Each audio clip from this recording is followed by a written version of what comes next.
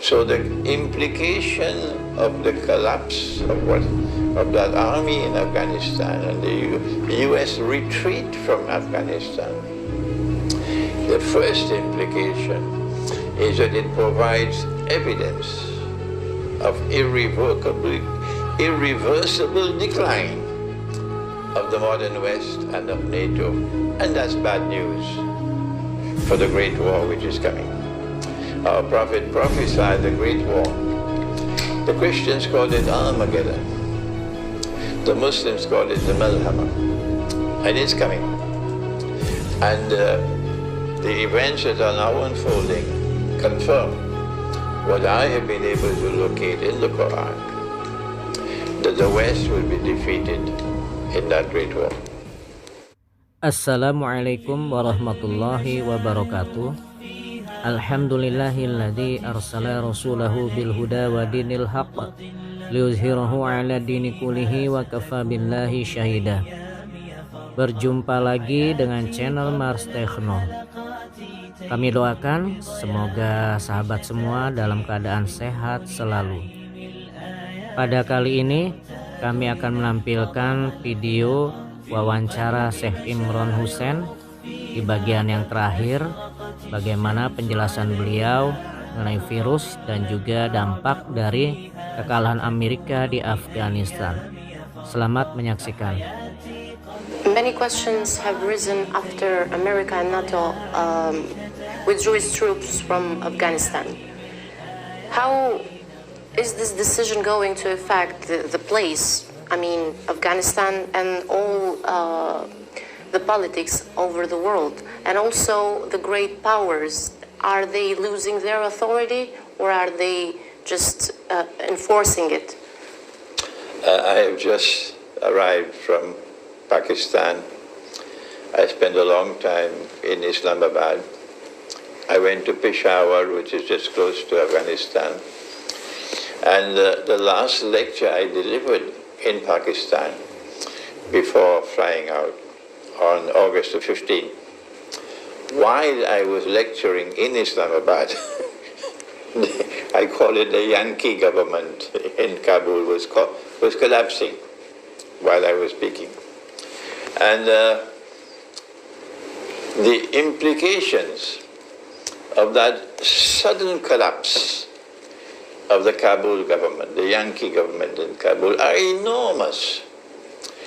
When the Americans engaged the Islamic resistance in Pakistan, I don't call them Taliban, the Islamic resistance, people who have the right to resist occupation.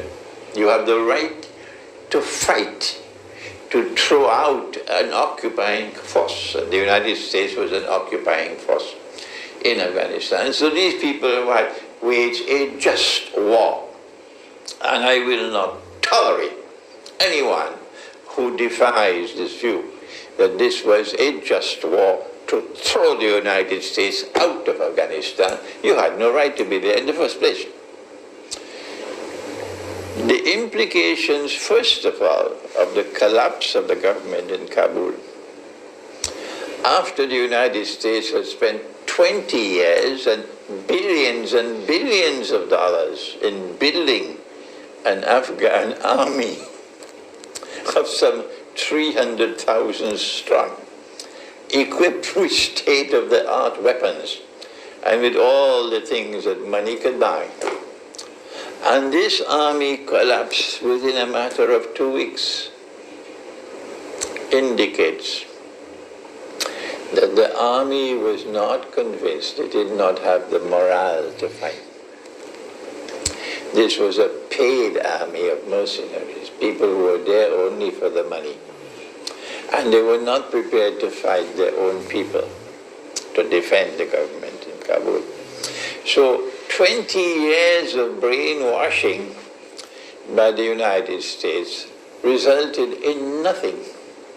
This is demonstrative that that part of the world in which Afghanistan is located, on this side you have the west of Pakistan, on that side you have Iran, and to the north you have the other states around there.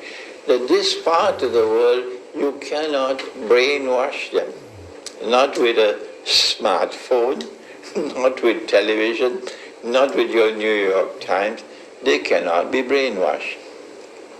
That is an amazing implication of the sudden collapse of the Afghan army of 300,000 men in a matter of 2 weeks. The other implication is that modern Western civilization has suffered a humiliating defeat in Afghanistan, and most of all the United States of America. The evidence is now mounting that Pax Americana is in irreversible decline. I am a scholar of international relations, apart from eschatology. And when I use the term Pax Americana, I refer to the United States seeking to rule the world, to be the world's policeman. And why is it that for 200 years the United States has been intervening willy-nilly in all Central and South American countries, changing governments with gunboat diplomacy, and then suddenly Venezuela, and they've been stopped in their tracks. They cannot intervene militarily in Venezuela. They're being embarrassed. Hugo Chavez held out for as long as he was alive, and Maduro is still holding on, and they cannot intervene. This is an indication that the power that the United States has is now being checked. Crimea. And Crimea was so important to the West that they fought a war from 1852 to 1855 with the help of the Ottoman Empire to ensure that they had control over Crimea. And look at what happened. That in a matter of 2 weeks, they lost Crimea. And they've not been able to recover it. This is an indication, this is an unmistakable sign that the power of the West is declining, and in particular the United States and Pax Americana. And now look at Afghanistan. 20 years of effort on the part of the whole of the West. It was not just the United States that was there in Afghanistan. Britain was there, Germany was there, France was there, Turkey was there. All these years, the combined military effort of all of the West.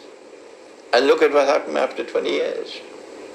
So the implication of the collapse of that army in Afghanistan and the US retreat from Afghanistan, the first implication is that it provides evidence of irreversible decline of the modern West and of NATO, and that's bad news for the Great War which is coming.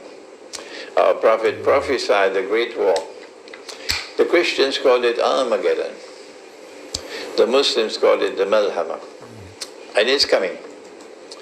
And the events that are now unfolding confirm what I have been able to locate in the Quran, that the West will be defeated in that great war.